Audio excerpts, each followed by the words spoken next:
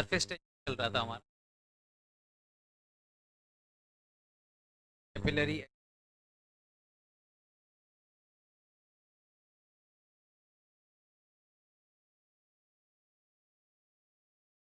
इससे पहले adhesion and adhesion forces पढ़ना है। ये क्या है जरा समझें। नाम पे मत जाओ, नाम कैसे ही दिख। कोएशन एंड एडहेशन फोर्स क्या है? जैसे एक छोटा सा कंटेनर ले लो।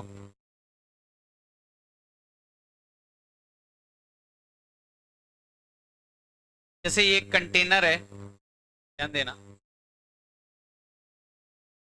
ये कंटेनर में वाटर भरा हुआ है या कोई भी लिक्विड भरा हुआ है, तो एक लिक्विड की ड्रॉप को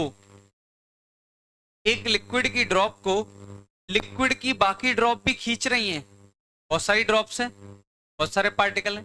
तो लिक्विड को लिक्विड भी खींच रहा है और लिक्विड को ग्लास भी खींच रहा है। कैसे सबूत मिलेगा कि लिक्विड को ग्लास खींच रहा है? पानी भरना एक ग्लास में, लिक्विड खाली कर देना, फिर भी ड्रॉपलेट्स रह जाएंगी कुछ ग्लास के चारों तरफ। यानी ग्लास की लिक्विड को खींचने की कुछ प्रॉपर्टी तो होगी। ये समझ में आ रहा है मैं क्या बोल रहा हूँ? ग्लास लिक्विड को खींच रहा होगा तभी तो कुछ ड्रॉपलेट्स चिपकी रह गई, वरना तो अगर तुम खाली करते तो एक भी ड्रॉप नहीं रह जाती। यानी लिक्विड को लिक्विड भी खींच रहा है और लिक्विड को ग्लास जिस कंटेनर में रखा हुआ है वो भी खींच रहा है। जैसे यहां पे देखो, तो लिक्विड लिक्विड के बीच में, जो लिक्विड लिक्विड के बीच में है तो कोहेशन फोर्स बोलते हैं, और लिक्विड ग्लास के बीच में जो है या कंटेनर के बीच में उसको एडहेशन फोर्स। ज्यादा कुछ डिटेल में नहीं जाना क्या होता है फोर्स, बस तुम्हें समझना है। ये समझो, ध्यान देना। अगर मैंने एक कंटेनर लिया या फिर ये कैपिलरी ले ली, जैसे मैंने एक कंटेनर लिया, ये मान लो, तो मैंने पानी भर दिया, तो पानी कुछ हाइट तक क्या हो जाता है, चढ़ जाता है। ऐसा ही तो होगा, कंटेनर में तुमने कुछ डुबाया, टेस्ट ट्यूब हमने देखा था, ये कौन सा होता था, बैरोमीटर या मैनोमीटर? बैरोमीटर। तुमने इसमें कुछ डुबाया तो पानी कुछ हाइट तक चढ़ जाएगा कि नहीं चढ़ जाएगा? दिक्कत ये है, पानी कुछ हाइट तक तो चढ़ जाएगा लेकिन पानी का जो शेप बनेगा वो कुछ ऐसा बनेगा। पानी का शेप कैसा बनेगा? ऐसा। क्यों? क्योंकि पानी तो खींच ही रहा है, लेकिन पानी को ग्लास भी खींच रहा है, और यहाँ पे ग्लास पानी को ज्यादा खींच रहा है, पानी पानी को कम खींच रहा है। ग्लास जो पानी पानी को ग्लास खींच रहा है ना, वो यहाँ पे स्ट्रांग होगा, तभी तो देखो कुछ बूंदे यहाँ चिपक के रह गई और बाकी पानी कहाँ चला गया। ये तो पानी ऐसा शेप ले लेगा। यहाँ पे कौन है? कोहेशन फोर्सेस ज्यादा है किससे? एडहेशन फोर्सेस से। इसीलिए ये एंगल ऐसा बना है। देखो पानी नीचे जो पानी है, ये देखो ये सब पानी दिख रहा है, ये पानी ऊपर की टॉप लेयर को पानी खींच रहा है। ध्यान देना, पहले पानी ऐसा भरा हुआ था, पानी ऐसा भरा हुआ था, इसी को जूम करके दिखा रहा हूं बड़े शेप में। पानी ऐसा भरा हुआ था, ये पानी की टॉप लेयर को पानी खींच रहा है, तो ये नीचे आना चाहिए।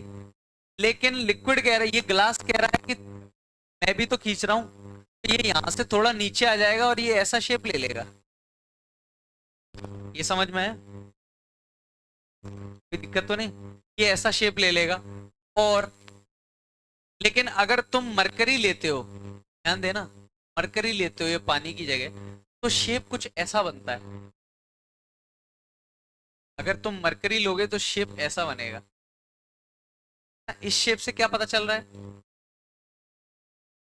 ग्लास वाली फोर्स बड़ी है, पानी मरकरी को ग्लास ज्यादा खींच रहा है, मरकरी को मरकरी ज्यादा खींच रही है, मरकरी को मरकरी ज्यादा खींच रही है। यहाँ पे कौन सा फोर्स स्ट्रॉन्ग है, कोहेशन या एडेशन? एडेशन ज्यादा है। ये समझ में आ रहा है मैं क्या बोल रहा हूँ? बस सही बात है, तुम मरकरी को ग्लास में भरना और मरकरी को खाली कर देना, एक भी बूंद नहीं दिखेगी मरकरी की। क्योंकि मरकरी मरकरी को इतना ज्यादा खींचती है कि वो ग्लास पे चिपकने ही नहीं देगी। समझ में आ रहा है मैं क्या बोल रहा हूँ? तो मरकरी मरकरी को काफी स्ट्रॉन्ग फोर्स से खींचती है, तो वो ग्लास पे एक भी ड्रॉप नहीं पाई जाएगी मरकरी की। अगर मरकरी ग्लास से खाली करोगे, पूरा ग्लास ही क्या हो जाएगा, खाली हो जाएगा, एक ड्रॉप नहीं दिखेगी। देख लो, जब ये ऐसा शेप आ रहा है, इसका मतलब मरकरी मरकरी को ज्यादा खींच रही है, ग्लास खींच नहीं पा रहा है। इसको ही ग्लास एंगल नाम भी दे देते हैं। अच्छा, इस डायग्राम को मैं कंप्लीट करूं तो ध्यान देना, यहाँ पे ध्यान दो। इस शेप से मैं क्या पता लगा सकता हूँ, ध्यान दो। जैसे यहाँ पानी भरा हुआ था, ध्यान देना, इस शेप से क्या पता लगा सकते हैं, यहाँ पानी भरा हुआ था। दो तरीके हैं सॉल्व करने के। पहला तरीका, यहाँ कुछ सरफेस टेंशन लग रहा होगा, सिर्फ फॉर्मूला याद करना है, मैं फॉर्मूला ड्राइव करके दिखा रहा हूँ, याद तो तुम्हें फॉर्मूला ही करना है। टी है, ये एंगल थीटा है, ये एंगल थीटा है। वाटर और ग्लास के बीच में बना हुआ एंगल क्या है, theta, between water and glass.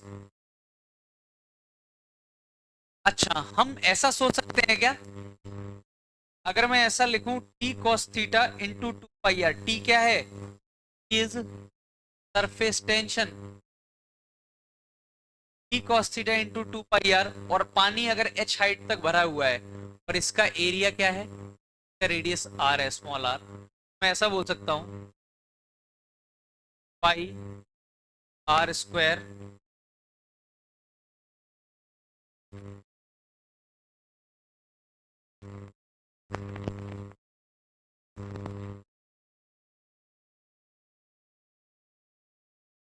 कैसे लिखा है, जरा ध्यान दें। ये पानी का जो वेट है, एच यहाँ से, ये पानी का जो वेट है यहाँ तक, इस वेट को कौन संभाले हुए है बताओ, टी का cos theta into pi R. Surface tension में लेंथ का मल्टीप्लाई करोगे तभी तो फोर्स आएगा, कौन सी लेंथ का मल्टीप्लाई करोगे, टी का cos theta into pi R equal to pi R square. ये क्या हो गया, पाई आर स्क्वायर एच क्या हो गया, पानी का वॉल्यूम हो गया कि नहीं हो गया, pi R square H M, ये एम लिखा हुआ है डेंसिटी का मल्टीप्लाई करने के। जब इसको तुम काट दोगे, पाई से पाई कट गया, आर से आर कट गया, तो आर यहाँ पे आया, यहाँ पे एच हाइट देख सकते हो तुम, एच आया, T cos theta by R rho, या आर निकालोगे तो एक्सचेंज हो जाएंगे, कैसे एक्सचेंज होंगे, आर इधर आ जाएगा, एच इधर आ जाएगा, तो हाइट निकाल सकते हो कैपिलरी को, ही कैपिलरी एक्शन बोलते हैं। और कैपिलरी एक्शन का सबसे बढ़िया एग्जांपल, दिया जलाया है, दिया जलाया, बस पटाखे फोड़ना जानते हो, दिया जलाना कभी जाके घर पे, दिया में जो बाती होती है उसको घी में या तेल में डुबोना, तो देखोगे तुमने डुबोया कम है लेकिन ऑयल ऊपर तक आ गया है, तुमने डुबोया कम है लेकिन ऑयल कहां तक आ गया है, ऊपर तक आ गया है। अब ऐसा थोड़ी है कि तुम उस कॉटन की जो तुमने बनाई है, तो तुमने डुबोया, जितना डुबोगे उतना ही ऊपर आएगा, थोड़ा सा उससे क्या आ जाएगा, ऊपर आ जाएगा। तो अपने आप लिक्विड कुछ हाइट ले रहा है, यही तो कैपिलरी एक्शन है। जैसे तुम फ्रूटी पी रहे हो स्ट्रॉ से, तुमने स्ट्रॉ डुबोई फ्रूटी में, अपने आप ऊपर आ जाएगी क्या फ्रूटी, नहीं आएगी, वो खींचना पड़ेगा। अपने आप ऊपर इसलिए नहीं आ रही क्योंकि फ्रूटी का जो ऊपर का है वो खुला हुआ है, ठीक है, दोनों तरफ खुला होता है ना, वो जो स्ट्रॉ होती है, स्ट्रॉ के दोनों तरफ खुला होता है। एक तुमने फ्रूटी में डुबोया तो फ्रूटी अपने आप ऊपर चढ़नी चाहिए, चढ़ती, अगर ऊपर वैक्यूम होता, ऊपर से बंद कर देना, अब फ्रूटी कहाँ चढ़ेगी। कैपिलरी एक्शन के बहुत एग्जांपल है, तो किसी भी चीज को तुम डुबोते हो तो वो चीज ऊपर चढ़ती है, ये कैपिलरी एक्शन है। तो कितना हाइट ऊपर चढ़ेगी उसका फॉर्मूला मिल गया हमें, इस फॉर्मूले से मतलब है 2t cos theta by R rho G, वो तुमको सारी वैल्यूज देंगे, तुमको हाइट बतानी पड़ जाएगी।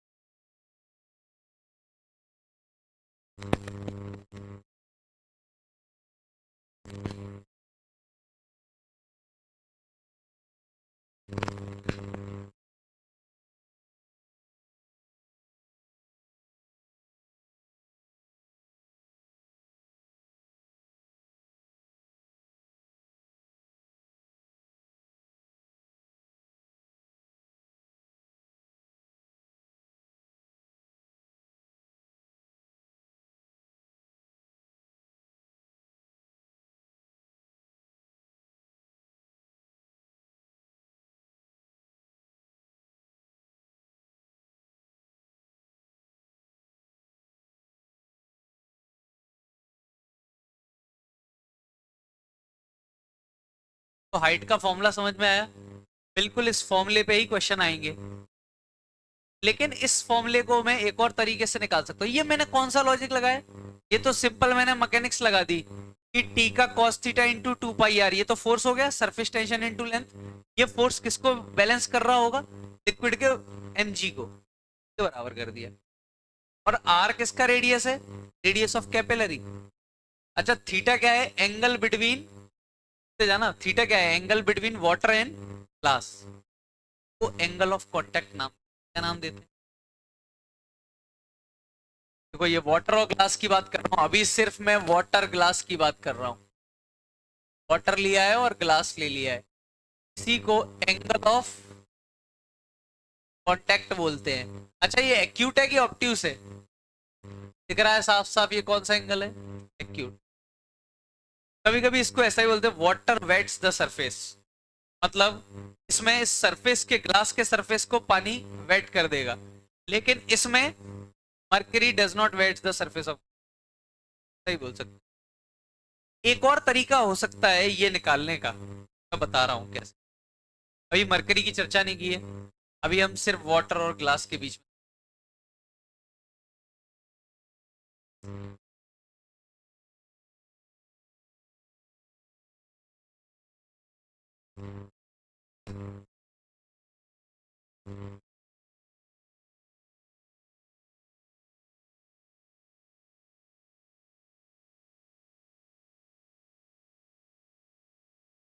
मैं एक और तरीका सोच रहा हूं करने का, ध्यान दे।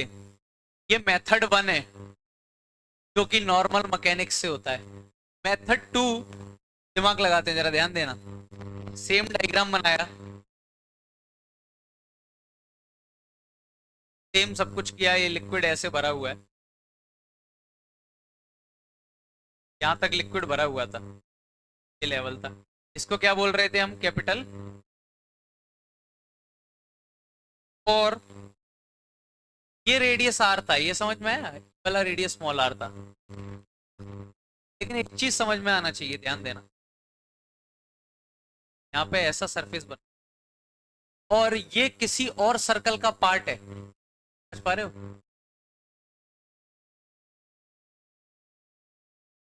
ये शेप ऐसा बना है, ये किसी सर्कल का पार्ट है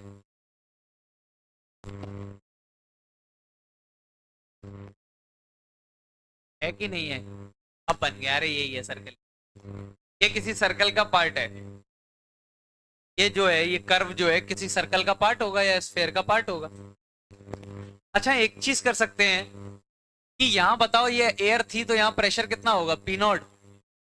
और कर्व आ गया तो मैंने ये बताया था, जैसे एक कर्व आ गया, यहाँ प्रेशर इनसाइड, प्रेशर आउटसाइड, बताओ। और सरफेस टेंशन टी दे दी, रेडियस आर दे दिया इसका, तो P in minus P out कितना होता था?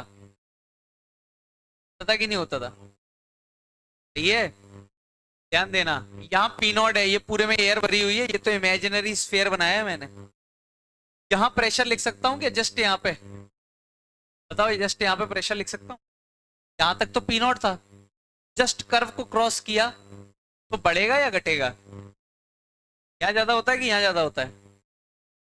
प्लेट करो, यहाँ ज्यादा होता है, तो यहाँ ज्यादा है, यहाँ कम है, तो यहाँ का क्या लिखूंगा? P naught minus 2t/r।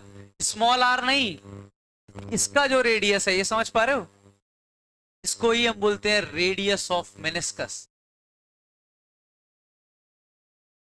बस नाम सुन लो, रेडियस ऑफ मेनिस्कस, ये जो भी स्फीयर का जो सर्कल का जो पार्ट है। अच्छा यहाँ का प्रेशर मिल गया, तो क्या मुझे यहाँ का प्रेशर मिल जाएगा? कैसे मिलेगा? प्लस क्या कर दूंगा इसमें? तो जी एच, सही है कि नहीं है? बोलो, सही है कि नहीं है? यहाँ का प्रेशर मिल गया। अच्छा बताओ, तो यहाँ का प्रेशर वैसे कितना होना चाहिए? यहाँ से एयर कितने से कंप्रेस कर रही है? पी नॉट से। ये पी नॉट है, सोचो कुछ नीचे गए, P naught plus rho G X, फिर ऊपर आए माइनस रो जी एक्स, तो पी नॉट ही रहेगा यहाँ का प्रेशर।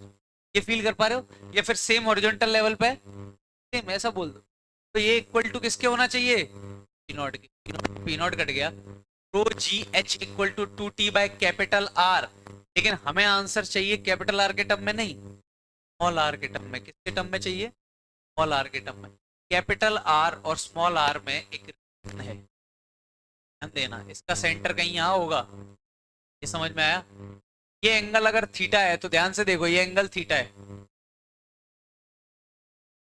कैपिटल आर और स्मॉल आर में रिलेशन होता है, ये थीटा है, ये 90 माइनस थीटा बनेगा, और कैपिटल आर का साइन 90 माइनस थीटा ही स्मॉल आर है, ये फील कर पा रहे हो, कैपिटल आर का साइन 90 माइनस थीटा ही क्या है, तो यानी कैपिटल आर का कॉस थीटा ही स्मॉल आर है, सही है। तो यहां पे अगर रिप्लेस करूं rho G H equal to 2 by, capital R को लिख दूं, कैपिटल आर को लिख दूं R by cos theta, H height आई मेरी T cos theta by R rho G, क्या यही आया था फॉर्मूला, कुछ आया था T cos theta by R rho G. तो दो तरीके हो गए इस फॉर्मूले को समझने के, एक तरीका बहुत ही कॉमन सेंस है और एक तरीका है सरफेस टेंशन। तो बिल्कुल ऐसी चीजें हैं, ये याद रखी जा सकती हैं, जैसे R equal to R cos theta, ये बिल्कुल याद रखा जा सकता है, सिर्फ इतना ही है ये, इसीलिए ये तो याद रखा ही जा सकता है, और कुछ है नहीं इसमें, तो लिखो फिर कुछ।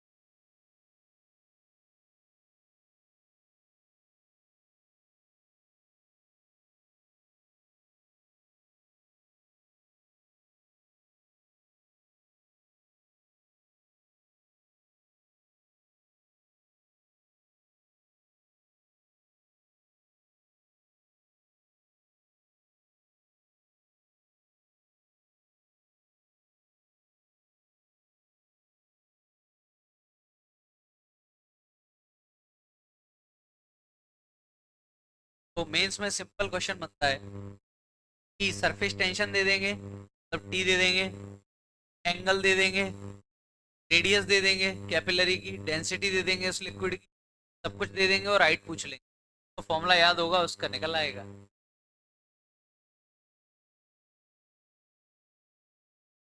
हाँ, ये डेरिवेशन नहीं पूछते कि आया कहाँ से फॉर्म, डेरिवेशन से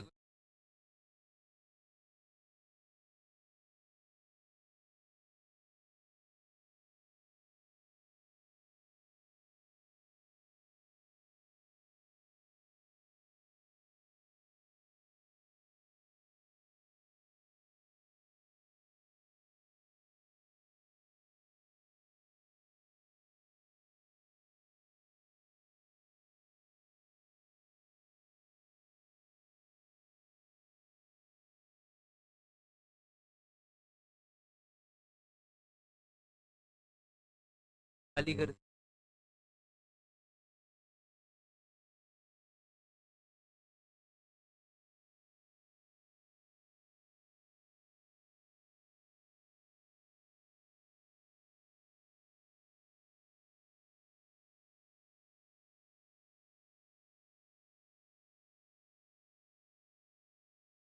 ए, आते हैं एक example,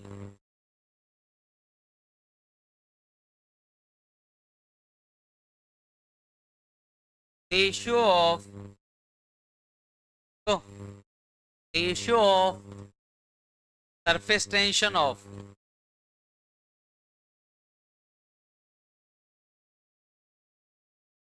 ratio of surface tension of mercury and water is 7:5, ratio of surface tension of mercury and water 7:5, clear, of surface tension of mercury and water is 7:5, their angle of contacts, their angle of contacts with glass are, their angle of contact with glass are 135 degree and 0 degree. 135 होता है बेटा 135। Their angle of contact with glass are 135 degree and 0 degree, ठीक है। If water rises in tube, if water rises in tube of radius r1, water rises in tube of radius r1 up to height small h, water rises in tube of radius r1 up to height small h, and mercury falls by height h by 3, small h by 3, and mercury falls by height small h by 3 in tube of radius r2. Find r1 ratio r2.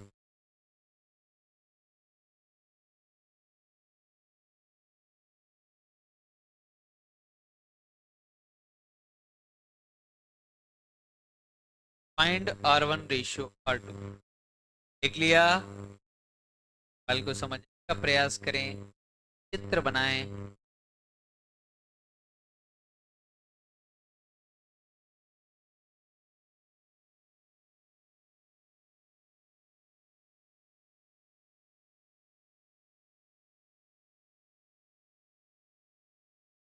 Second question, लिख लो। Ratio of amount of water rise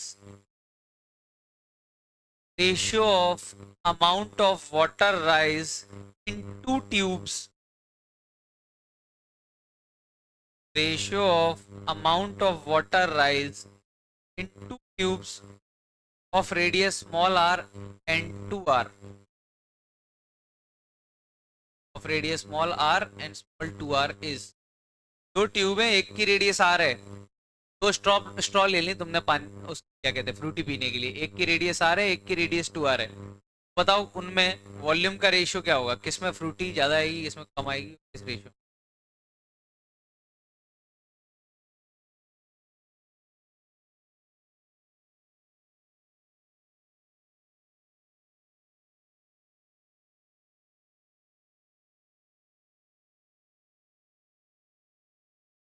भी लिखो, क्या दूसरा? क्या लिखो? A soap bubble, a soap bubble of diameter 8 mm, a soap bubble of diameter 8 mm is formed in air, a soap bubble of diameter 8 mm is formed in air. Find excess pressure inside it, find excess pressure inside it if surface tension equal to, if surface tension equal to 30 dyne per centimeter. Find excess pressure inside it if surface tension equal to 30 dyne per centimeter. 30 dyne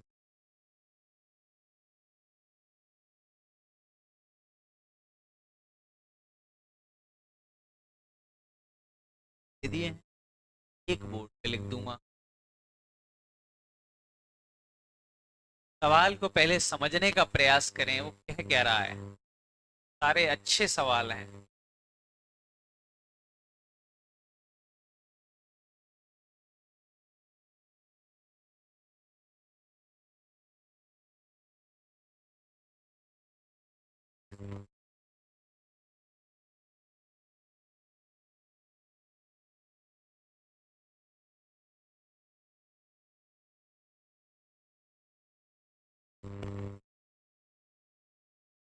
इधर are है 1 mm,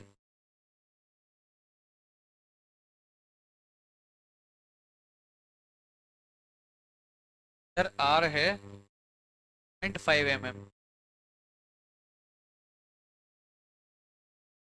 और ये पानी भरा हुआ है।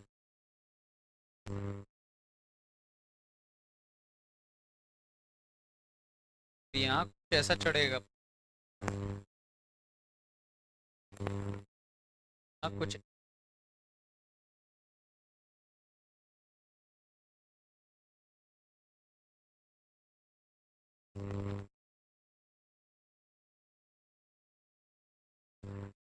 Find difference in Heights.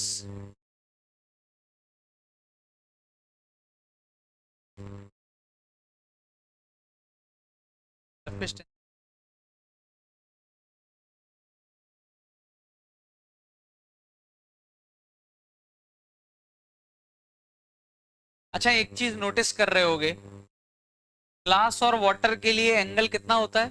0 degree होता है। कितना डिग्री होता है लगभग? कॉस जीरो यूज होगा। 0 डिग्री मतलब समझ में आ रहा है? ये एंगल 0 डिग्री होगा तो ये बिल्कुल चिपक जाएंगे, मतलब एकदम कर्व ऐसा बन जाएगा।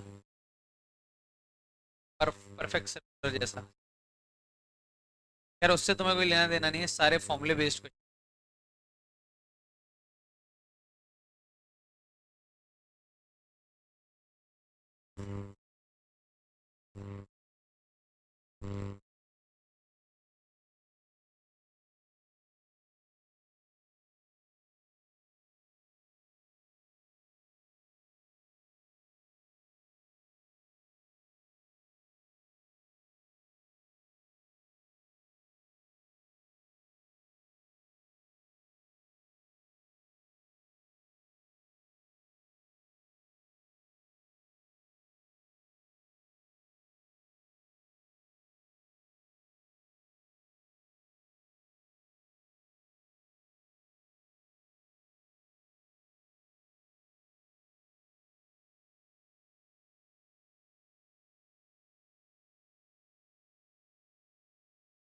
चार सवालों के साथ सरफेस।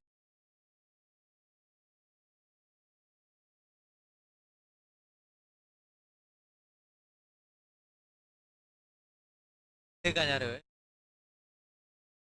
ये बता नहीं, पता नहीं चाहिए किसी।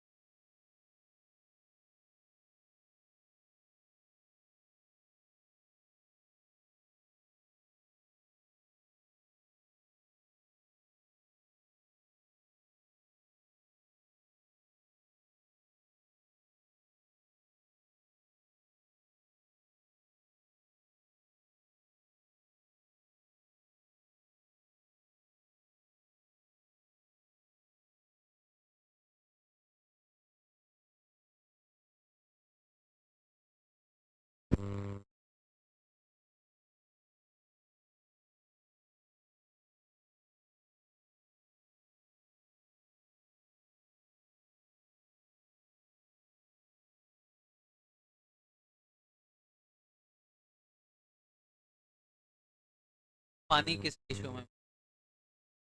कोई एक में देखो, ऐसा समझो, फॉर्मूले में नीचे आर है कि नहीं? एक में रेडियस आर रखो, एक में रेडियस 2r रखो, तो हाइट एक में आधी जाएगी।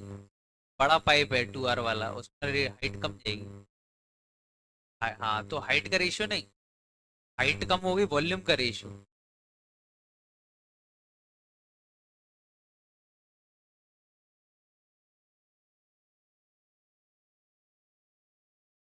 आप ऊंचाई के लिए किस किस का नंबर लगा था? हाँ, एक, हाँ, और एक ही था क्या?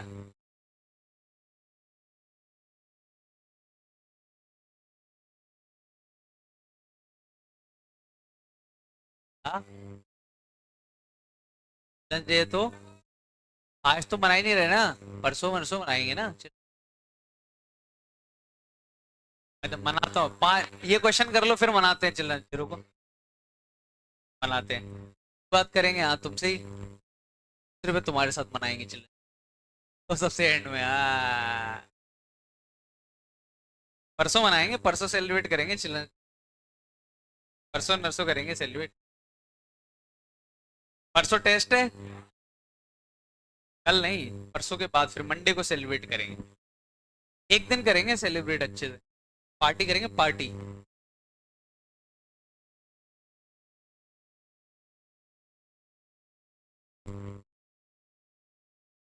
हाँ ठीक है ठीक है। क्या बहुत लपेट जाओ अभी, फालतू में खर्चा मत बढ़ाओ।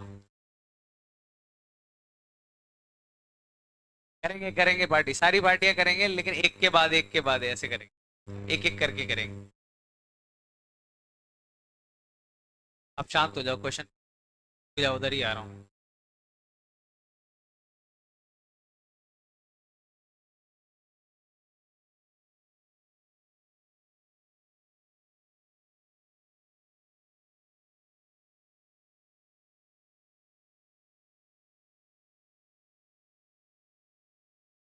मर्करी की डेंसिटी जिसको नहीं पता 13.6 होती है। हिस्ट्री में पढ़ाया होगा इतना। मर्करी की डेंसिटी पानी की केजी पर मीटर क्यूब में 1000 और ग्राम में एक।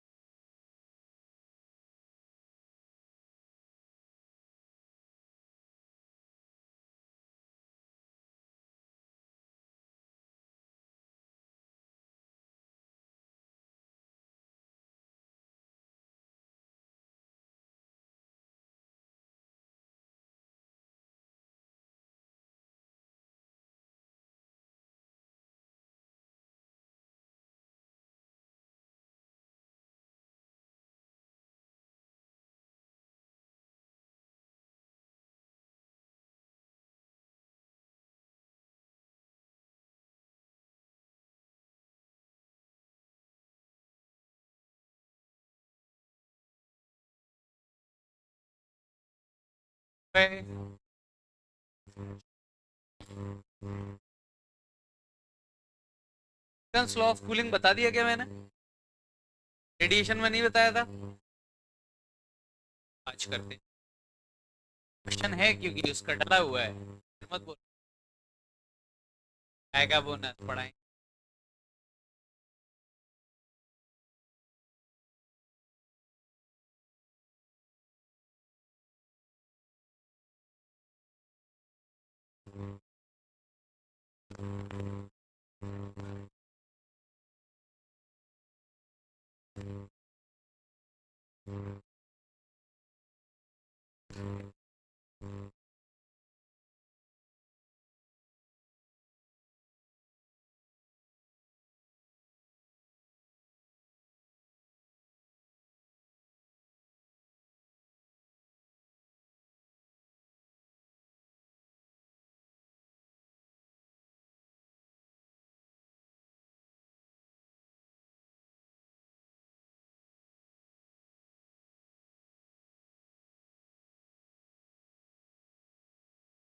पहला क्वेश्चन क्या था? पहला क्वेश्चन, पहला वाला देखते हैं।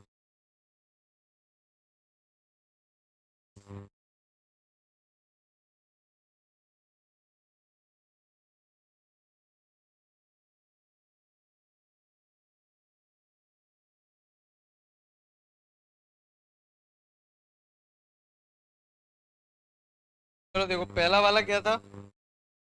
कुछ रेशियो वाला था ना, मरकरी और वाटर की सरफेस टेंशन की रेशियो दी हुई है। मतलब टी मरकरी का और टी वाटर का किस रेशियो में दिया है? 7:5। फिर बोला है there angle of contact, mercury का एंगल ऑफ कांटेक्ट 135 डिग्री है ऑब्ट्यूस, और उसका कितना है? 0 degree. Water rise in a tube of radius r1 to height. Height का फॉर्मूला क्या होता है वैसे? T cos theta by R rho G. तो मरकरी के लिए हाइट कितनी हो जाएगी देखते हैं, 2। टी मरकरी के लिए क्या ले लेंगे? 7x ले लें, मतलब एक 70 हो जाएगा, तो एक कितना हो जाएगा? 5t। कॉस थीटा मरकरी के लिए cos 135 degree by R rho G. R कितना है पहले मरकरी के लिए? R2। डेंसिटी 13.6 ग्राम पर सेंटीमीटर क्यूब। तो जी कितना है? जी तो जी है। वाटर के लिए टी कितना है? 5t cos 0 degree by R1। रो कितना है? 1। जी कितना है ये?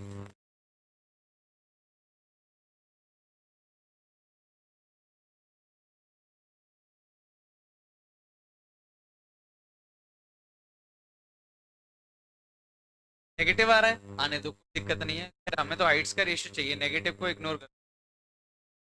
तो 2 गया, टी जी गया, टी टी गया। कॉस 135 कितना होता होगा? 1 बाय, माइनस को हटा दो, R2 इंटू 13.6। कॉस 0 1 होता है, 5/R1। सही है। हाइट्स का रेशियो पूछा था ना, R1 का रेशियो दिया कहाँ है? H का रेशियो दिया है, कितना दिया है?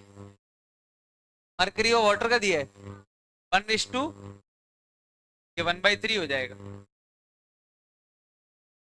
1/3 इक्वल टू 7/R1 को ऊपर भेज दो, बाय 5R2 इंटू 13.6। ठीक है।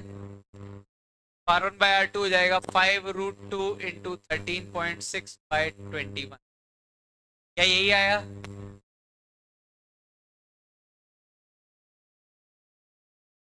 हाँ,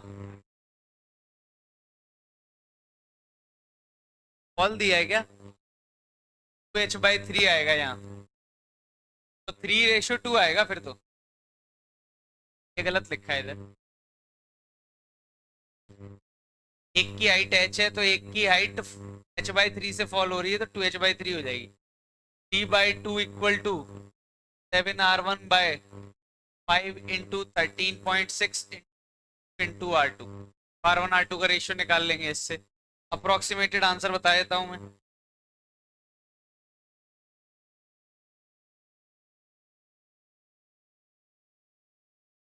आंसर है R1 R2 का 13.6 डिवाइड बाय 7.5 इंटू 3। H और H/3 यूज करना है। कहाँ दिया है फॉल बाय? देखें जरा क्या लिखा है।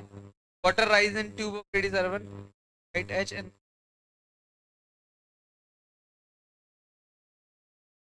हाँ तो 2:3 यूज करना है। फॉल लिखा हुआ है, फॉल नहीं लिखा होता, हाइट H/3 लिखा होता तो कुछ और यूज कर, ये आएगा सही है। सही है। मतलब मैं ये बताना चाह रहा हूं कि सिर्फ फॉर्मूला ही यूज करना है, फॉर्मूले के अलावा कुछ और यूज नहीं करना है। एक और क्वेश्चन दिया था, एक ऐसा दिया था, सारी वैल्यूज दी जाएंगी, वैल्यूज नहीं दी जाएंगी तो सॉल्व भी नहीं कर पाओगे।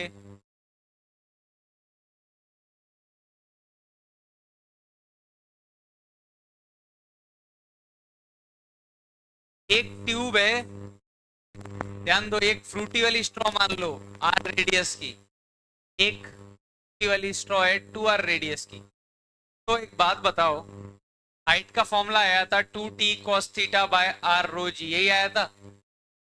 दो स्ट्रॉ लिए अलग अलग रेडियस की, बस बाकी सब सेम है। तो क्या सरफेस टेंशन सेम होगा?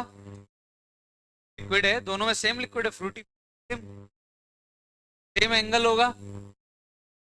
एंगल चेंज नहीं हो सकता है, एंगल ज्योमेट्री का फंक्शन नहीं होता। जैसे वाटर और ग्लास के बीच में एंगल 0 डिग्री है, तो हर क्वेश्चन में 0 डिग्री रहेगा, क्योंकि वो सिर्फ वाटर और ग्लास पर डिपेंड करेगा, इस बात पर नहीं डिपेंड करेगा कि बड़ा कैपिलरी है छोटा कैपिलरी है कैसा स्ट्रॉ है, कोई फर्क, मतलब फिक्स होता है।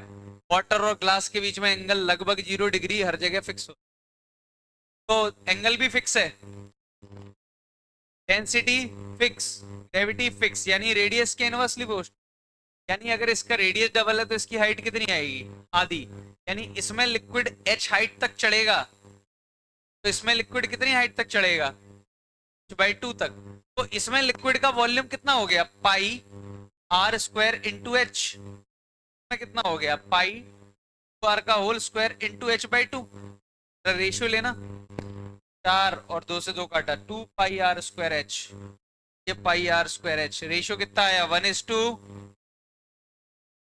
डिपेंड करता है किसका रेशियो लिया है, 2:1 भी हो सकता है अगर तुमने लॉजिक समझ में। और खास बात, ये ऐसा स्ट्रेट नहीं होगा, अगर सही से देखा जाए तो कुछ एंगल होगा, काफी ज्यादा होगा। वाटर और ग्लास बोला है तो लगभग ऐसा ही कर्वेचर होगा। वाटर ग्लास मतलब ये एंगल कितना होगा? 0 डिग्री। 0 डिग्री मतलब ये लगभग ऐसे चिपक जाएगा, इस पूरा ही कर्व होगा ऐसा। यार हमें एंगल से क्या लेना देना, हमें तो फॉर्मूला बेस्ड क्वेश्चन है, हमने निकाले। ये समझ में आया पक्का? मतलब अगर तुम जो दिए में डुबोते हो बाती, वो अगर पतली ली तो ज्यादा लिक्विड ऊपर चढ़ेगा, यार रेडियस कम करोगे तो हाइट ज्यादा आएगी, ज्यादा ऊपर तक चढ़ेगा। एक और दिया था कोई सा, एक्सेस प्रेशर वाला दिया होगा, एक सोप बबल में, ये तो सड़ा हुआ सवाल है। यहाँ अगर पी नॉट है तो अंदर पी नॉट प्लस 4t/r आता है, ये समझ में आया क्या? ये मैंने बताया था। सोप बबल में और वाटर बबल में क्या अंतर है? सोप बबल में एक लेयर, सोप बबल में एक लेयर, वाटर में दो बबल, यानी वाटर में एक लेयर और सोप में दो लेयर। यहाँ पी नॉट तो यहाँ पी नॉट प्लस 2t/r, यहाँ पी नॉट तो यहाँ पी नॉट प्लस 4t/r। यानी एक्सेस पूछा है तो पी नॉट से कोई लेना देने, एक्सेस मतलब एक्स्ट्रा। एक्स्ट्रा कितना है? यही तो है एक्सेस प्रेशर। एक्सेस वर्ड का मतलब समझ में आया? एक्स्ट्रा। यहाँ पी नॉट है तो यहाँ एक्स्ट्रा कितना है? पी नॉट प्लस 4t/r, यानी एक्स्ट्रा है 4t/r।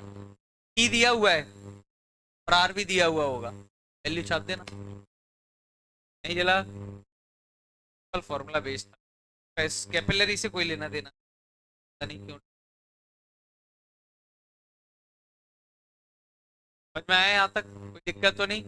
फॉर्मूला बेस्ड ही क्वेश्चंस बनेंगे। बस विस्कोसिटी हुई, सरफेस टेंशन हुए, सबसे ऐसे ही बनते हैं।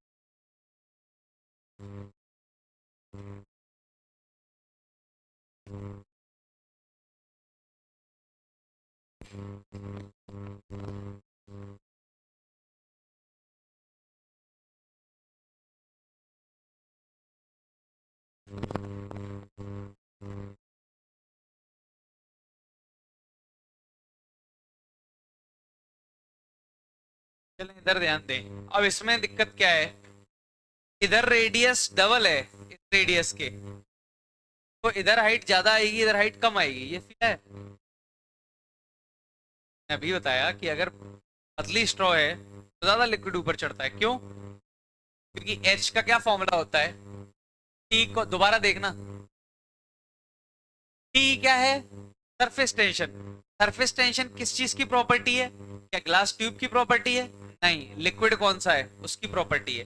दोनों में सेम लिक्विड जा रहा है, यानी दोनों केस में सरफेस टेंशन क्या होगा, सेम। कॉस थीटा, थीटा किसकी प्रॉपर्टी है, लिक्विड और ग्लास। अगर फ्रूटी और स्ट्रॉ लिया तो अलग एंगल ऑफ कांटेक्ट आएगा, वाटर और स्ट्रॉ लिया तो अलग एंगल ऑफ कांटेक्ट आएगा, ऑयल और स्ट्रॉ लिया तो अलग एंगल ऑफ कांटेक्ट आएगा। तो लिक्विड और ग्लास दोनों का फंक्शन है। क्या इसमें लिक्विड ग्लास सेम है, भी लिक्विड है इसमें ग्लास है, यानी ये एंगल भी सेम। डेंसिटी तो पक्का सेम है, सेम लिक्विड है, जी तो सेम है ही, यानी H is inversely proportional to R. मतलब इसमें रेडियस आधा है तो इसमें हाइट अगर एच आएगी तो इसमें हाइट कितनी आएगी, एच आएगी।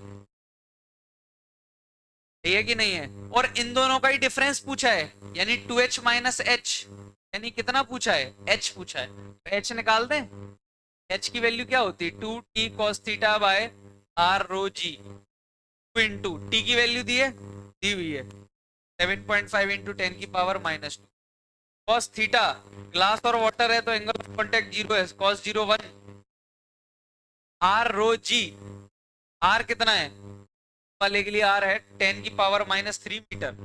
डेंसिटी कितनी है, पानी है, ग्राम पर सेंटीमीटर क्यूब में लें या केजी में ले लें, केजी पर मीटर क्यूब में ले लेते हैं, कितना हो जाएगा 4। ग्रेविटी कितना है 10 मीटर पर सेकेंड, जरा निकाल दें।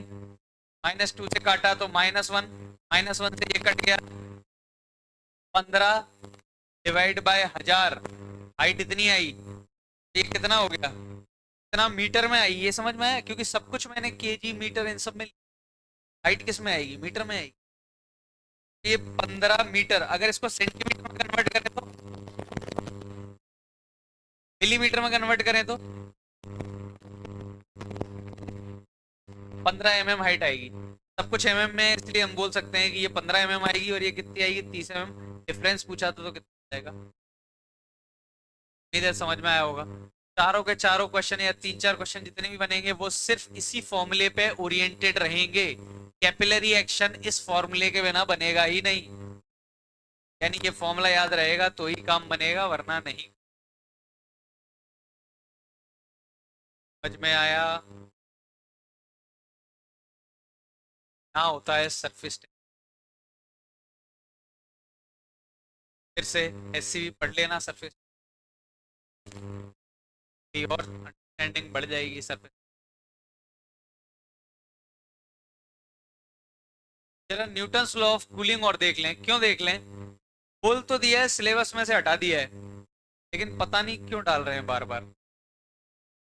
तब बोल दिया है उन्होंने, सिलेबस में हटा दिया है, लेकिन फिर भी डाल दे रहे हैं, और गलती से पेपर में भी डाल दिया है। 4 नंबर चाहिए तो देख लो।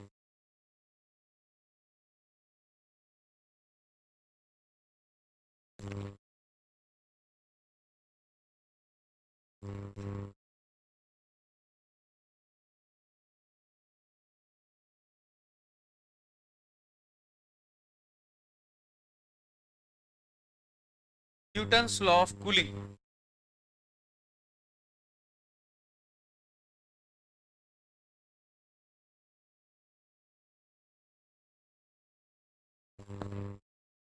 देखो ये किस काम में आता है, ये रेट ऑफ कूलिंग, ध्यान से सुनना, 5 मिनट सुन लो तुरंत आ जाएगा।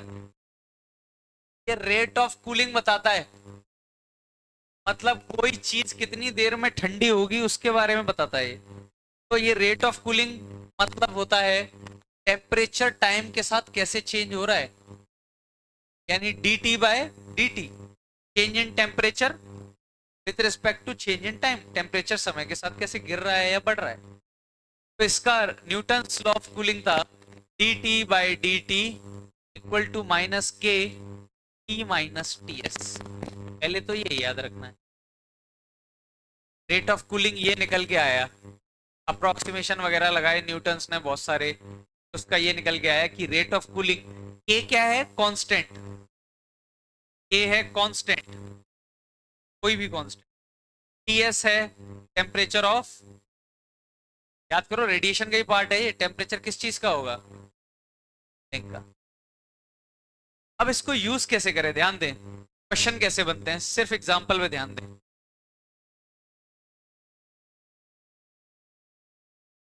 एग्जांपल पे ध्यान दें। कोई चीज 50 डिग्री सेल्सियस से 40 डिग्री सेल्सियस हुई, टेम्परेचर एक ऑब्जेक्ट है, चाय है, चाय क्या है, चाय, चाय। गर्मियों का समय है, हमने चाय ली 50 डिग्री सेल्सियस। अब उसको 10 मिनट का समय दिया और 10 मिनट में हमने देखा कि चाय ठंडी हो गई कितनी, 50 से 40 डिग्री सेल्सियस। और आसपास सराउंडिंग का टेम्परेचर दे दिया है तुमको, कितना दे दूं, बोलो 25 डिग्री सेल्सियस ले। सराउंडिंग का टेम्परेचर दे दिया 25 डिग्री, तो 50 डिग्री सेल्सियस से 40 डिग्री सेल्सियस होने में 10 मिनट लगे। अब वो ये पूछ रहे हैं 40 डिग्री सेल्सियस से टाइम लगेगा। सवाल समझ रहे हो, 50 से 40 होगा टेम्परेचर, चाहे और ठंडी होगी, 40 से 30 होने में कितनी देर लगेगी। ये गलत फहमी, ऐसा नहीं होता। चाहे पहले अचानक से ठंडी होती है, फिर ठंडी होने में टाइम लगता है, ऐसा थोड़ी होता है सीधे ठंडी होती है सेम रेट। फिर न्यूटन्स क्यों आता, ये तो हम ही बता देते 10 मिनट। तो कुछ और आएगा कैलकुलेशन, मतलब पहले चाय जल्दी ठंडी होती है, पहले टेम्परेचर जल्दी गिरता है, फिर धीरे धीरे ठंडी होती है। रूम टेम्परेचर पे आने में चाय को बहुत समय लग जाएगा, तो पक्का 10 मिनट से तो कम आंसर आएगा, ज्यादा आंसर आएगा सॉरी। मतलब अब 10 गिरने में 15 मिनट भी लग सकती है, 20 मिनट भी लग सकती है। निकालें कैसे, चंद ने बोला एक काम करो, यूज जो बताया वो D T by D T, जरा इसको सॉल्व करें। चंद ने बोला तुम तो एक काम करो, इसको इंटीग्रेट करो, D T by T minus T S equal to minus K D T. Integrate कर दो तो ये आता है लॉग के अंदर T minus T surrounding equal to minus K T, time initial से टाइम फाइनल, टेम्परेचर इनिशियल से टेम्परेचर फाइनल। जरा इसमें छापना वैल्यूज, ध्यान दें। लॉग के अंदर T final minus T S minus log के अंदर T initial minus equal to minus के delta T. T final minus T, time लगे तो लॉग की प्रॉपर्टी से जब माइनस होता है तो क्या आ जाता है, F minus T S minus.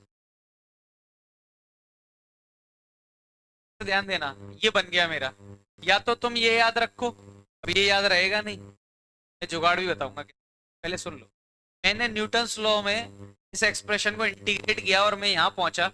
अब मैं इसको इस क्वेश्चन में यूज करना चाहता हूं, तो ध्यान देना लॉग के अंदर फाइनल टेम्परेचर क्या आता है, जरा यहां से यहां देखो, तो आगे वाले को मत देखो, आगे वाले को भूल जाओ, ये तो हमें निकालना ही है 40 से 30। यहाँ देखो फाइनल कितना है 40, सराउंडिंग कितना है 25, इनिशियल कितना है 50 इक्वल टू माइनस के तो पता नहीं है, डेल्टा टी मतलब टाइम कितना लगा, क्या यहां से के निकल के आएगा। अब तुम्हें पूछा है 40 से 30 कितनी देर में होगा, तो तुम दोबारा यही फॉर्मूला लगाओ, फाइनल कितना है 30, राउंडिंग कितना है 25, इनिशियल कितना है 40 ना 25 equal to minus K T. और के तुमको यहां से मिल गया है, ये समझ में आ रहा है, या फिर नहीं मिला तो एक काम करो डिवाइड कर दो, के कट जाएगा, राइट को राइट से डिवाइड कर दो, लेफ्ट को लेफ्ट से डिवाइड। ये कितना लिखा है लॉग के अंदर 15/25 यानी 3/5 इक्वल टू माइनस के इंटू 10, डिवाइड कर दो। और ये क्या लिखा है 5/15 मतलब 1/, equal to minus K T, divide कर देना। लॉग के अंदर 3/5 डिवाइड बाय लॉग के अंदर 1/3 इक्वल टू माइनस के इंटू 10 डिवाइड बाय माइनस के इंटू टी। काटा तो 10/t कितना आ गया, लॉग के अंदर 3/5 डिवाइड बाय लॉग के अंदर 1/3। ये भी नेगेटिव होता है, ये भी नेगेटिव, कट के कुछ आ जाएगा आंसर। मतलब वो लॉग की वैल्यूज तुमको देंगे, लॉग 3 लॉग 5 ये नहीं देंगे तो हम वैसे ही नहीं निकाल पाएंगे। पक्का समझ में आया एक तरीका? तो एक तरीका इससे बिल्कुल सही आंसर आता है, ये फॉर्मूला है, इससे बिल्कुल सही आंसर आता है। मतलब ये याद रहेगा, जिसको याद नहीं रहे उसको फिर इंटीग्रेट करना आना चाहिए। लेकिन अपने पास जुगाड़ है। क्या जुगाड़ है? हाँ, इससे एकदम सही आंसर आता है। मेरे पास तो दूसरी जुगाड़ है, वो जुगाड़ ऐसी है कि उससे एग्जैक्ट आंसर नहीं आएगा, आसपास का आ जाएगा। मतलब अगर ऑप्शन ऐसे हैं 10 15 10, थोड़ा थोड़ा गैप है जैसे 10 13 का, तो तुम कंपेयर कर सकते हो। अगर ऑप्शन ऐसे हैं 10 10.2 10.3 10 11 12 तो गड़बड़ है, तो यही करना पड़ेगा। और ये करने के लिए वो लॉग की वैल्यूज तुमको देंगे, और नहीं देंगे तो तुम वैसे ही सॉल्व नहीं कर पाओगे। ये समझ में आ रहा है? या तो आंसर इसी फॉर्म में हो, अगर डेसिमल के फॉर्म में है तो उनको वैल्यूज देनी पड़ेगी। अब ऐसे तो नहीं कर सकते थे बार बार, कर तो सकते थे लेकिन ऐसे करने से अच्छा थोड़ा कॉमन सेंस लगाएं। कैसे लगाया वो देख। लेकिन फिर से बोल रहा हूँ, मैं जो जुगाड़ बता रहा हूँ वो कोई जुगाड़ नहीं है, वो बस ऐसा है कि फटाक से तुम आंसर तक पहुंच जाओगे, आसपास के आंसर तक। मतलब मुझे जैसे ही दिख जाता था कि 4 ऑप्शन दिए हैं, चारों ऑप्शन में ठीक ठाक डिफरेंस है, 2-2 डिग्री सेल्सियस का या ठीक ठाक अंतर है, मैं वही लगा लेता था। लेकिन अगर लॉग की वैल्यूज दी हुई हैं तो सीधे किससे करो। इस वाले में रिस्क क्या है कि ये याद नहीं रहेगा, चलिए पूछ लें, याद नहीं रहेगा मुझे। तो अब जुगाड़ क्या है समझे। वैसे आंसर कितना आया? अच्छा जरा कैलकुलेटर से कोई निकालेगा, कोई निकाल दो यार। अरे कोई बात नहीं, अलाउड को जान दो बाढ़ में। अच्छा इसको ऐसा लिख सकते हैं ln1 माइनस ln3, ln1/3 आएगा, इसको ln1 माइनस ln3 लिख सकते हैं, तो ln3 माइनस ln5 लिख सकते हैं। ध्यान दे, ln1 कितना होता है 0, ये तो हट गया, ये आया time equal to negative log 3 divide by log 3 minus log 5। जरा निकालना भाई, कोई है शेर तो होगा, निकालना जरा। हम कंपेयर करेंगे कि जुगाड़ में और ओरिजिनल आंसर में कितने का डिफरेंस आ रहा है। जुगाड़ में समझा रहा हूँ क्या है, पहले कंपेयर करो। अरे कैलकुलेटर होगा किसी पे तो, कोई कर दो, कोई तो होगा, फोन से कर दो, कोई फोन पे। हाँ तुम कर रहे हो ना, तुम करो, तुम समझ। बेटा जूता फेंक के मारूंगा बहुत, चिल्ला रहे हो तुम। क्या है, करवर रह नहीं रहे हो, यूं चिल्लाए जा रहे हो। करो तुम करो।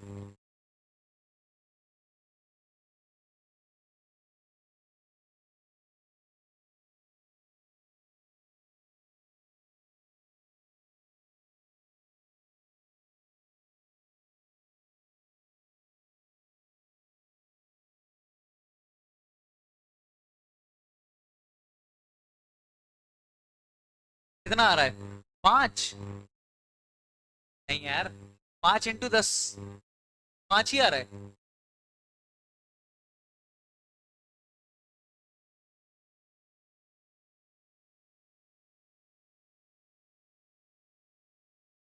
अगले 10 डिग्री ठंडे होने में तो ज्यादा देर लगेगी। दोबारा करो, दोबारा करना, पक्का सही है।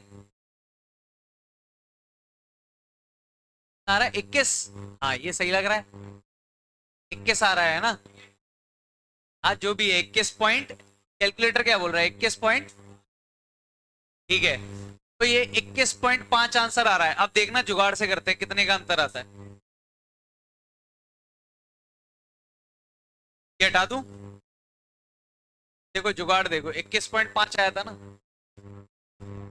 जुगाड़ ये बोलती है कि इसको इंटीग्रेट मत करो, तो ऐसे ही रहने दो, देखो ऐसे ही फॉर्मूले को यूज कर ले।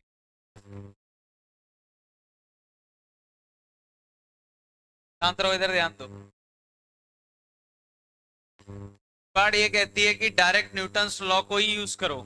ध्यान देना, क्या dt बाई dt को मैं थोड़ा सा ऐसा लिख सकता हूँ, change in temperature by change in time की बात है, बस थोड़ा सा ये कम है ये। ध्यान देना, आप सॉल्व करता हूँ। 50 से 40 हो गया टेम्परेचर, तो डेल्टा टी कितना है? 10 डिग्री सेल्सियस। नीचे डेल्टा टी टाइम कितना लगा? 10 मिनट। डायमेंशन वायमेंशन भूल, माइनस के। सराउंडिंग टेम्परेचर कितना है? क्या टेम्परेचर कितना है?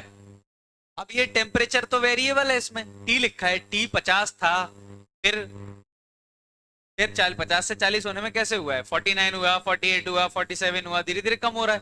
कौन सा वाला लें? समझ नहीं आ रहा है, 50 लें, 40 लें, बीच का लें, तो एवरेज ले लें। जब कुछ समझ नहीं आ रहा, टी वेरिएबल है तो एवरेज ले लेते, 50 और 40 का एवरेज।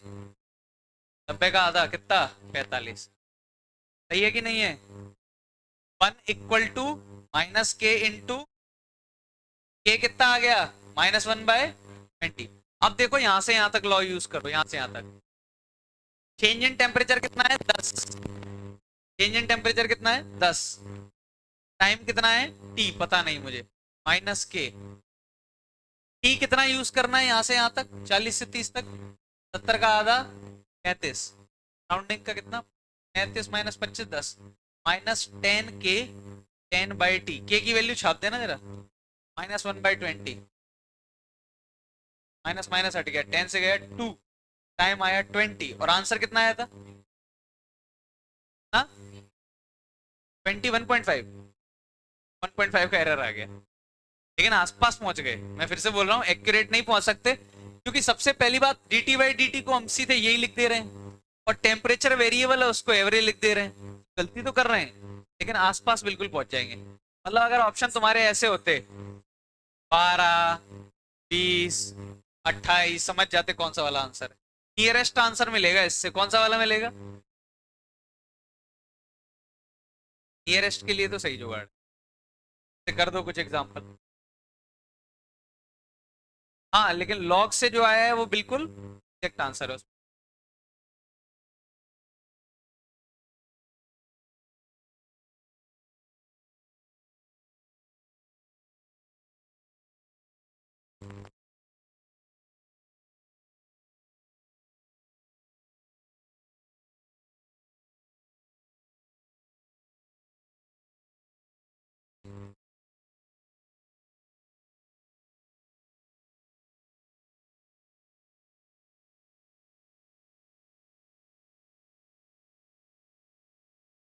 बता दूं?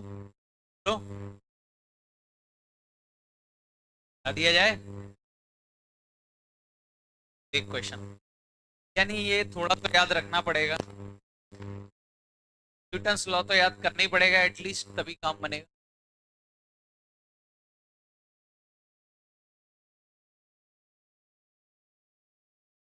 तो न्यूटन को सिर्फ टेप गिरा, ग्रेविटी वगैरह यही सब नहीं आता था, सब आता था। हीटिंग में भी आता था, सब कुछ आता था उसको। 40 डिग्री सेल्सियस से 30 डिग्री सेल्सियस टेम्परेचर होने में लगा 15 मिनट। जरा निकालना, 20 डिग्री सेल्सियस से 10 डिग्री सेल्सियस होने में कितनी देर लगी होगी?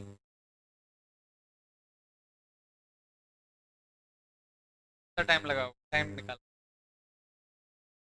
पहला एग्जांपल करो, यही कर दो चलो। सराउंडिंग का, हाँ, सराउंडिंग का टेम्परेचर ले लो कितना? हाँ, अंदर जी 35 ले लो। हाँ, लॉग के अंदर अगर नेगेटिव वेगेटिव बन रहा है तो कोई दिक्कत नहीं है, जहां भी नेगेटिव बन रहा है बनने दें। करो ट्राई जरा।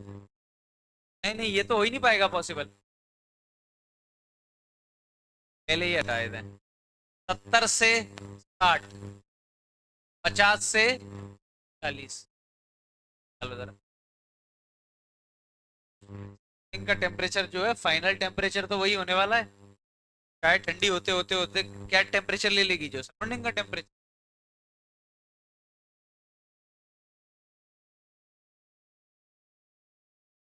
क्या?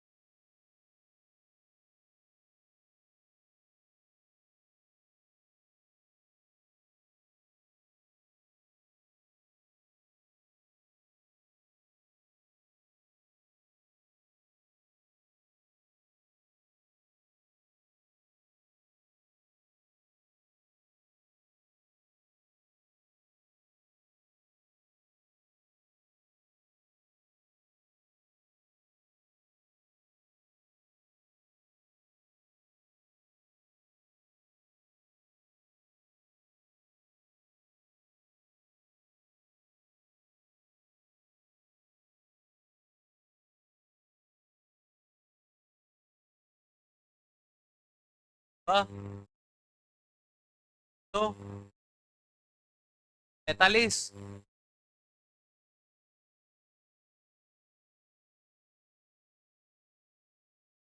हाँ, मेंस में 99% चांसेस है कि जुगाड़ से ही काम हो जाएगा। 1% रिस्क है कि लॉग की वैल्यूज दे देंगे वो, वरना वो लॉग की वैल्यूज देते नहीं है। लॉग की वैल्यूज नहीं देते, क्यों नहीं देते? वो ये सोचते हैं कि केमिस्ट्री में log 2 log 3 log 5 की वैल्यूज तुमको याद है, तो नहीं पता, हमें कुछ याद नहीं, हम तो ऐसे कर रहे हैं। हाँ, चेंज इन टेम्परेचर, यही तो है, ऐसे है ना। Delta T 10, time 15 minute, minus के टेम्परेचर 7, कितना होगा? नहीं, कितना है? कितना है के यहाँ से? कितना है के? माइनस का 1/, यहाँ देखते हैं। टाइम पता नहीं कितना, माइनस के एवरेज कितना हुआ? -10 के, 10/t, के की वैल्यू -1/45, माइनस माइनस प्लस, 10 से 10 मिनट आया, कितना मिनट आया? 45 मिनट। 45 है, मतलब आंसर ऐसा रहा होगा 46 या 44 के आसपास रहा हो। एक का तो एरर आएगा ही आएगा कब। समझ में आया Newton law of cooling? Capillary action समझ में आ गया? अच्छा ही। कौन था? हाँ, क्या चैप्टर दिया था? ईएमआई। तुम तो आ जाओ, आगे आ जाओ, जगह दे दो दादी इनको।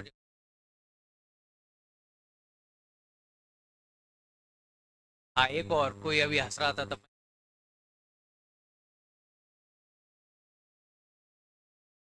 हाँ, तो चलो पहले ईएमआई ना, इधर देखो, इधर देखो, इधर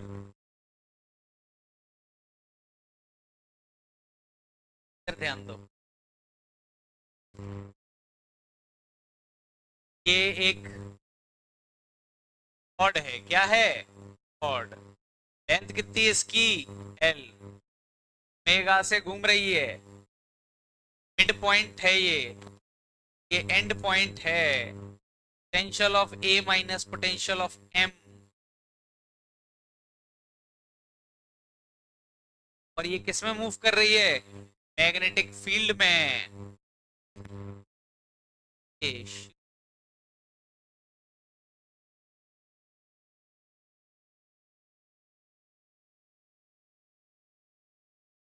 B omega L square bye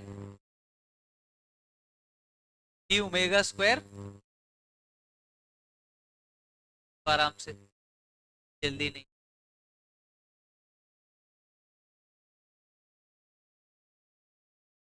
और कौन बताएगा?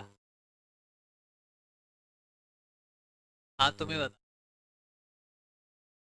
B omega L square B by 8,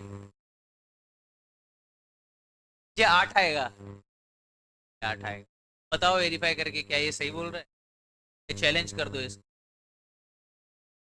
तो बातें मत करो, अरे तो, अरे ना, और कोई था?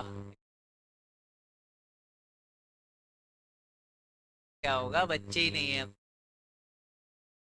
क्या करते थे।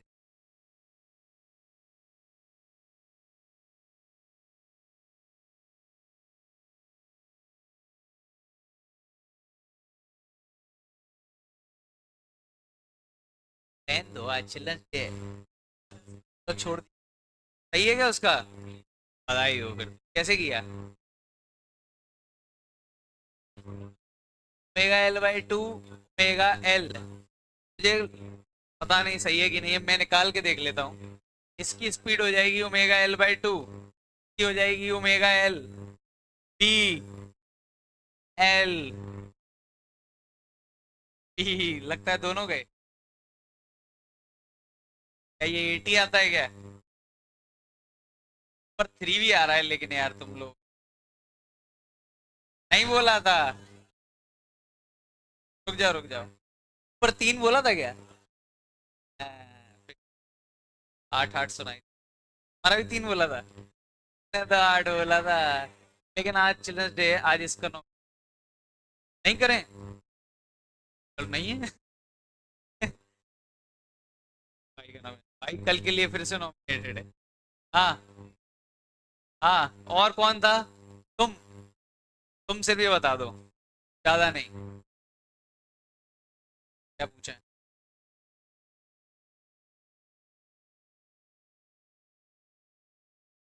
चीज का? EMI का तुमने बता दिया होगा। नहीं बताया? हमारे बगल में बैठा ये दोस्त है क्या तुम्हारा? आज चिल्ड्रंस डे, आज छोड़ दी। कल पूछेंगे। क्या नाम है तुम्हारा?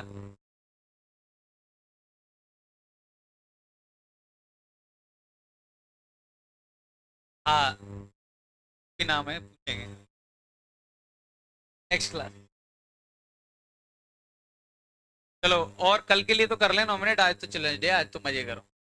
कल के लिए कर लेते हैं, कौन रहेगा, ऐसे ही रैंडमली उठा लेते हैं जिन जिन की बारी नहीं हुई है।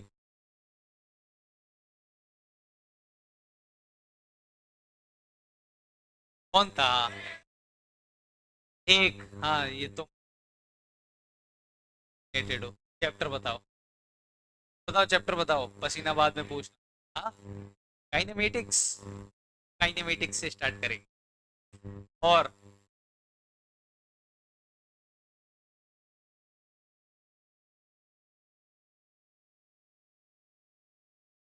कन्याओं में से एक दो हो जाए बहुत दिनों से।